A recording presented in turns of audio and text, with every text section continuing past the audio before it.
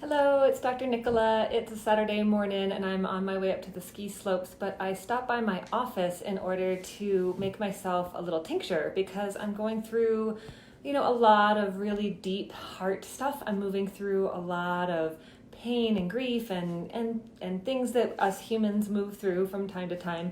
So I came in and I made myself a tincture, and that's the symbol I put on there with a little reminder to breathe. And because I always have my tinctures behind me, I thought I would just pop in here and let you know what I put into my formula. If you want me to formulate something for you, I'm happy to do that. Or if you want to go to your local herbalist and see if they can formulate something similar, I bet that would be great. But I wanted to tell you what's in there because these are some of my favorite herbs. And what I love about botanical medicine is that it's not just amazing on a physiological level, and it really does a lot to help bring us back into balance physiologically, but because herbs are plants and plants are a living being, they carry their own energetic imprint. And so there's an energetic that is brought on with the plants. And then when you put them into formula, so all of these herbs behind me are single herbs. And what I do for myself or for my patients is that I consider what's going on for them and I blend them in a synergistic way so that the formula is very specific for them, but there's a harmony within that formula specifically. So what do I have in here? I'm going to tell you the Latin names as well as the English names because if you are interested, I want to make sure you're getting the right plant. So this one is Motherwort or Leonoris cardiaca. What I love about Motherwort, it definitely supports heart function, cardiac function. It helps the heart to beat stronger but not faster, as does Hawthorn, which is another herb I put in here. But what I love about the energetic of Motherwort is that it's the love of a mother. And so it's this like big wraparound, you're loved, you're taken care of, all is well. And that's kind of the energetic of that. So yes, please, definitely want this in my mix. And so I'll go to Hawthorn next. So this is Crataegus monagina or monagina.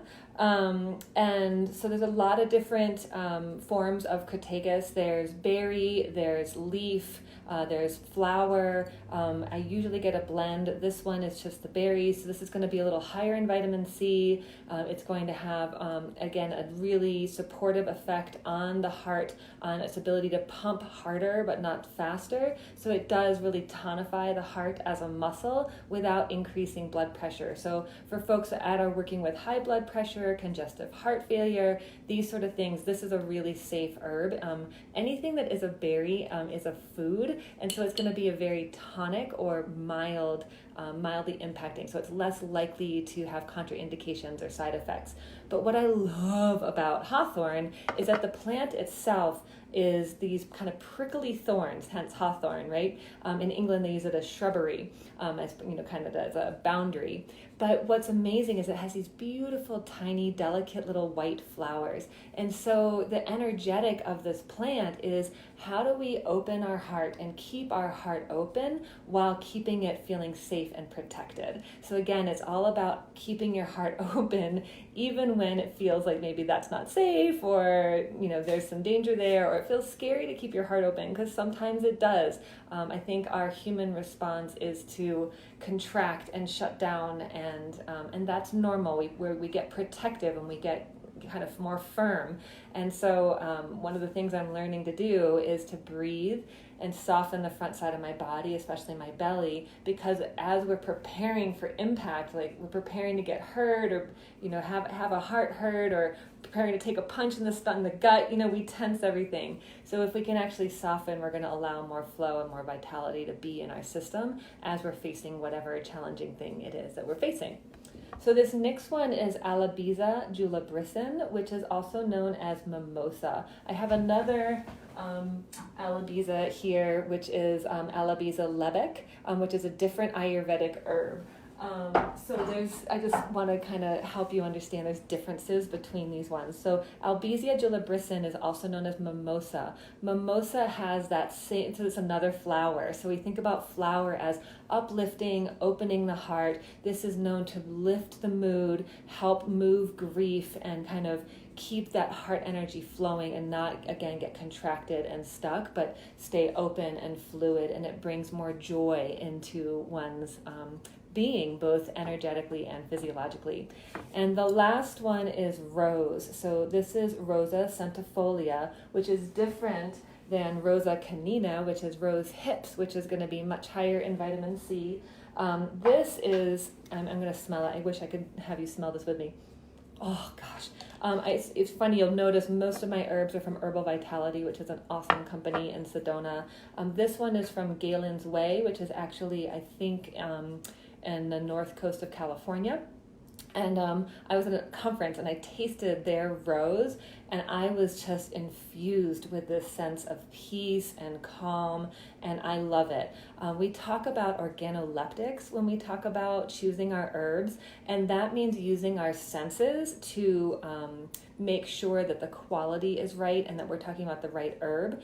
So that's, how does it look? How does it taste? How does it smell? What color is it? You know, a lot of plants should still be green even when they're dried, but a lot of the ones you'll see in the store are kind of brownish. Even your herbs and spices, if they've been dried well and preserved well, they're still going to look similar to how they looked when they were in a living plant.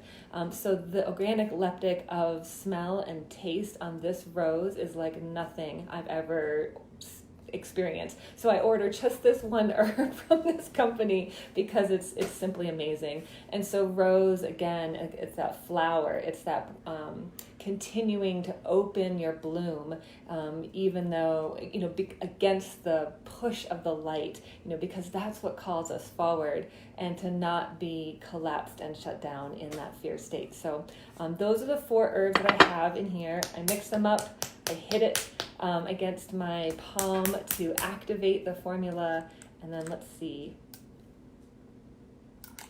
Oh my gosh, I can literally feel the energy in my heart open up as I take some. So with this sort of energetic formula, you could take it 3 or 7 drops, or you can take it in a bigger dose, you know, 1 to 2 droppers. And I kind of will use this one as needed. So today I needed a little bit more, which is why I came back into my office to make it before I started the rest of my day. And then other times I'll just, you know, take a few drops here and there. When we're using herbs on an energetic level, we don't need as much physical dose. But, you know, these herbs are all very safe. They're not very toxic. They're not at all toxic herbs. So I would feel comfortable with most people taking them. But of course, check with your physician before you start taking anything. So thank you so much for joining me today for this quick little herb lesson. I will pop in and do more of these because I love botanical medicine. It is such a gift. And the way the plants work in synergy with our bodies to not push them in a certain direction, but to help harmonize and restore balance is really special. I really don't think there's another medicine on the earth that can do that as well as herbal medicine. So thank you so much for joining me today, and I look forward to connecting with you soon. Bye.